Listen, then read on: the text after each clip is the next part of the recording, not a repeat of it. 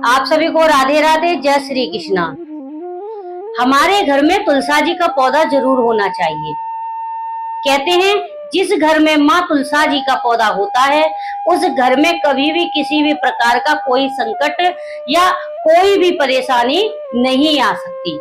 जिस घर में रोज तुलसा जी में जल अर्पित किया जाता है, जिस घर में रोज तुलसा जी में धूप दीप लगाकर उनकी आरती की जाती है, उस घर में कभी भी धन की कमी नहीं रहती। कहते हैं कि तुलसा जी साक्षात विष्णु का रूप है, वह विष्णु का स्वरूप है। जिस घर में तुलसा जी का पौधा होगा उस घर में साक्षात भगवान विष्णु विराजमान होंगे, क्योंकि तुलसा जी जो हैं वो माँ लक्ष्मी जी का अवतार हैं। और जिस घर में तुलसा जी होंगी उस घर में भगवान विष्णु जी होंगे, और जिस घर में विष्णु जी होंगे उस घर में माँ लक्ष्मी होगी। और जहाँ पर लक्ष्मी होगी वहां पर धन की किसी भी प्रकार से कोई कमी नहीं रह सकती, क्योंकि तुलसा जी मोक्ष प्रदायिनी है। क्योंकि तुलसा जी हमें यम की यातनाओं से बचाती है। जो तुलसा जी में रोज जल अर्पित करते हैं, जो तुलसा जी की रोज पूजा करते हैं, उन्हें यम की यातनाएं सहन नहीं करनी पड़ती। एक बार भगवान विष्णु जी तुलसा जी में जल अर्पित कर रहे थे। इतनी ही देर में वहां पर लक्ष्मी जी पहुंच जाती हैं। लक्ष्मी जी ने यह दृश्य देखा तो लक्ष्मी जी आश्चर्यचकित हो गई। लक्ष्मी जी कहने लगी, जो पूरे संसार को चला रही हैं, जिनका संसार में हर कोई नाम जाप करता है, जिनका स्मरण करता है, जिनका ध्यान करता है, आज वो भगवान, वो मेरे स्वामी, वो मेरे पति आज तुलसी जी में जल अर्पित कर रहे हैं। ये बात मेरी समझ में नहीं आई। जब प्रभु यानी कि विष्णु जी जब जल चढ़ाकर वापस आए तो वहां पर लक्ष्मी जी ने सबसे पहले भगवान से यही सवाल किया, प्रभु ये जो दृश्य मैंने अभी देखा है ये मेरी समझ में नहीं आया। तीनों लोकों में आपको सारे देव पूजते हैं, पूरे संसार में नर नारी ऋषि मुनि सभी आपका ध्यान धरते हैं, आपका नाम जाप करते हैं, आपको भजते हैं, लेकिन आज आप तुलसी जी में जो जल अर्पित कर रहे हैं ये मेरी बात समझ में नहीं आई। भगवान विष्णु जी मुस्कुरा जाते हैं। विष्णु जी ने कहा, हे देवी लक्ष्मी, मैं तुलसी जी में जो जल अर्पित कर रहा हूँ, मैं क्योंकि इसलिए कर रहा हूँ क्योंकि तुलसी जो है वो मुझसे भी महान है, मुझसे भी बड़ी है इसकी महिमा। तुलसी जी मोक्षदायिनी है और तुलसी जी मेरे पास आने का एक रास्ता है, एक मार्ग है। जो भी जीव तुलसी जी में रोज जल अर्पित करते हैं, तुलसी जी की पूजा करते हैं, अपने घर में तुलसी जी का पौधा लगाते हैं, वह जीव मुझे प्राप्त करने में और मेरी प्राप्ति उन्हें सहजता से प्राप्त हो जाती है। विष्णु जी बोले, हे देवी लक्ष्मी, एक ब्राह्मण था और वो ब्राह्मण जाति से तो ब्राह्मण था लेकिन उसके कर्म ब्राह्मण जैसे नहीं थे। वह ना तो त्रिकाल संध्या करता था, ना कभी नाम जाप करता था और ना ही कभी पूजा करता था, ना कोई भक्ति करता था, ना कोई तीर्थ यात्रा करता था और ना ही वो किसी प्रकार का कोई दान पुण्य किया करता था। वो इन सारी चीजों से बिल्कुल अलग रहता था। अपने परिवार का पालन और पोषण वो अधर्म की कमाई से किया करता था। किसी का धन लूटना, कहीं पर चोरी करना, झूठ बोलना, फरेब करना, वो उसका काम था। यानी कि जाति से तो वो ब्राह्मण था लेकिन उसके कर्म जो है ब्राह्मण जैसे नहीं थे। उसका जीवन इसी तरह से चल रहा था। एक बार उसके मित्र ने कहा उस ब्राह्मण से, भैया चलो आज अपने शहर से कहीं दूसरे शहर में चलते हैं, वहां पर हमें कोई ऐसा कार्य मिल जाएगा जिससे हम वहां से बहुत सारा धन लेकर अपने घर के लिए आ जाएंगे, जिससे बहुत समय तक हम बैठकर खा सकते हैं। क्योंकि अपने क्षेत्र में, अपने शहर में तो हमें बहुत समय काम करते करते हो गया, लेकिन आज हम शहर से कहीं दूर चलते हैं। वह ब्राह्मण अपने मित्र के साथ में दूसरे शहर में पहुंचा। उस शहर में जाकर उसके मित्र ने यानी कि उसके दोस्त ने उसे धोखा दे दिया, उस ब्राह्मण को, और ब्राह्मण को अकेला छोड़कर वो वहां से कहीं चला जाता है। अब ब्राह्मण अकेला रह गया। उसके पास ना तो कोई धन था, ना उसके पास इतना पैसा था, और ना ही उसके पास कोई खाने पीने की सुविधा थी। अब वह ब्राह्मण सोचने लगा, यहाँ से मेरा शहर यानी कि मेरा गांव बहुत दूर है और मैं अपने घर कैसे पहुंच पाऊंगा। इतनी ही देर में वहां पर कुछ 10-15 संतों की एक टोली हरि नाम कीर्तन करते हुए निकल रही थी। वह ब्राह्मण संतों की उस टोली में पड़ गया। संत हरिद्वार के लिए जा रहे थे, उन्हीं के साथ में वो भी हरिद्वार निकल गया। हरिद्वार में जाकर एक आश्रम में संतों ने अपना आश्रय लिया।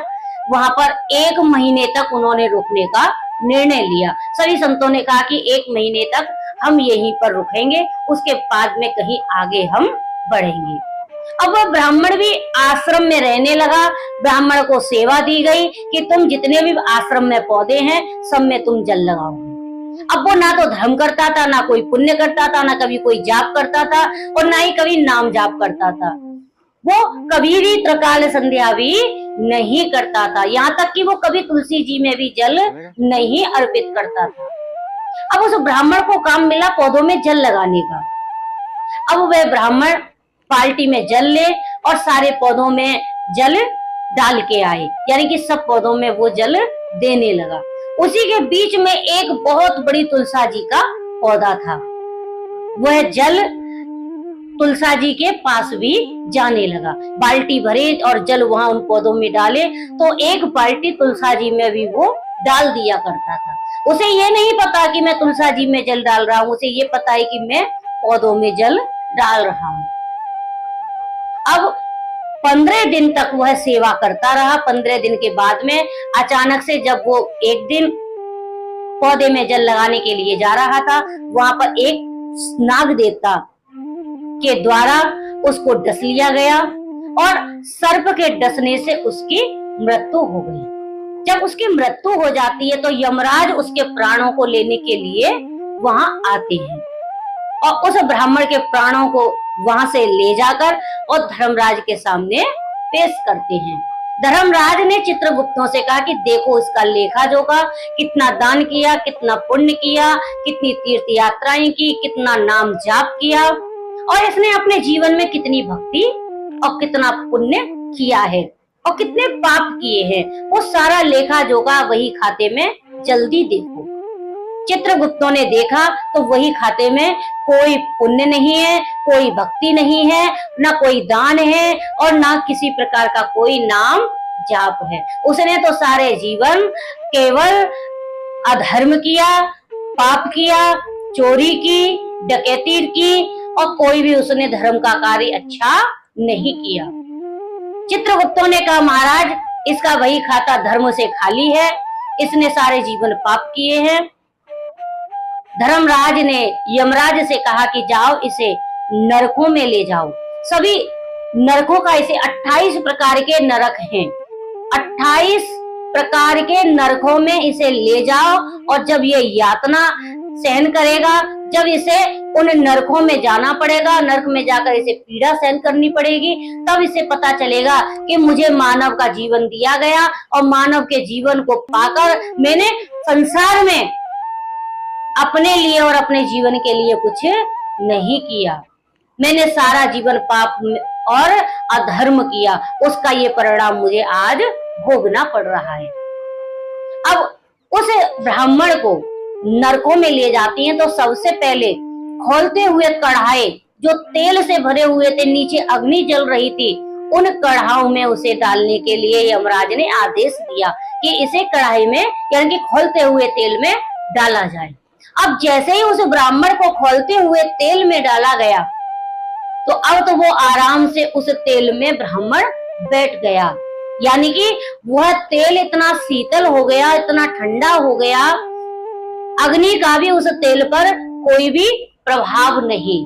अब तो यमराज ने कहा कि ये क्या, ये कैसा चमत्कार। यह दृश्य देखकर यमराज के पसीने छूट गए। यमराज ने कहा कि ऐसा दृश्य तो आज मैंने पहली बार देखा है कि खौलते हुए तेल में हमने ब्राह्मण को डाला और ये आराम से बैठा, यानी कि यह तेल जो खौलता हुआ तेल था ये तो परम शीतल बन गया। ये कैसे हुआ? तुरंत ब्राह्मण को उस खौलते हुए तेल से बाहर निकाला और उनकी समझ में कुछ भी नहीं आया। यमराज तुरंत वहां से ब्राह्मण को लेकर धर्मराज के पास आते हैं। सांस चल रही है, पसीने छूट रहे हैं। धर्मराज ने कहा, यमराज क्या बात है, तुम इतने परेशान क्यों हो और कैसे तुम पसीने पसीने से जो है भीग रहे हो, क्या बात है?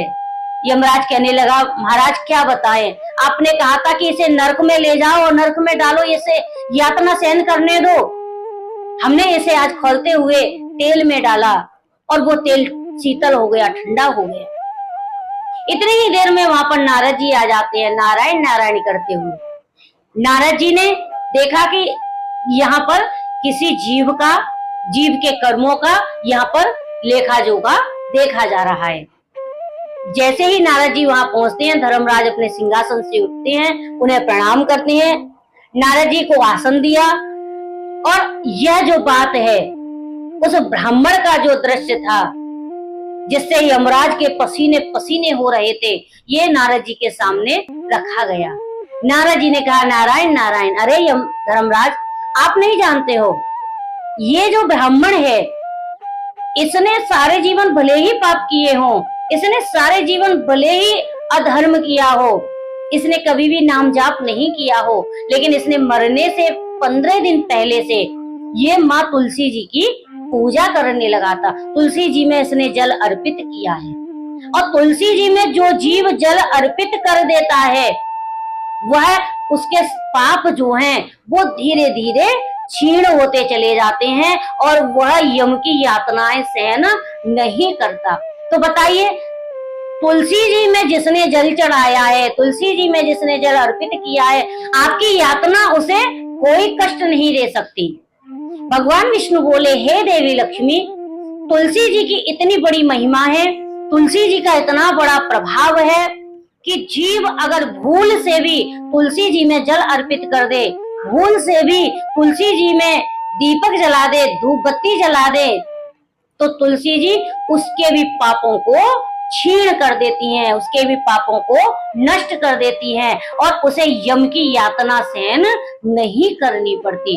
भगवान विष्णु बोले, हे देवी, तुलसी जी में जो जीव जल अर्पित करते हैं और जो तुलसी जी की पूजा करते हैं, वो तुलसी जी उसके सारे संकटों को दूर कर देती हैं, सारे संकट उसके कट जाते हैं। और जहाँ तुलसी मौजूद है वहीं पर भगवान विष्णु मौजूद हैं, और जहाँ पर भगवान विष्णु मौजूद है वहीं पर लक्ष्मी मौजूद है, और जहाँ पर लक्ष्मी विराजमान है वहां पर धन की कोई कमी नहीं रह सकती। इसीलिए तुलसी जी में जल अर्पित जरूर करें। सुबह उठें, सुबह स्नान करें, स्नान करने के बाद में तुलसी जी में जल अर्पित करें और शाम को तुलसी जी में धूप बत्ती जलाएं, तुलसी जी में दीपक जलाएं, जिससे कि आपके घर में किसी भी प्रकार की कोई भी परेशानी दस्तक ना दे सके, आपके घर में कोई भी किसी भी प्रकार का कष्ट ना आ सके।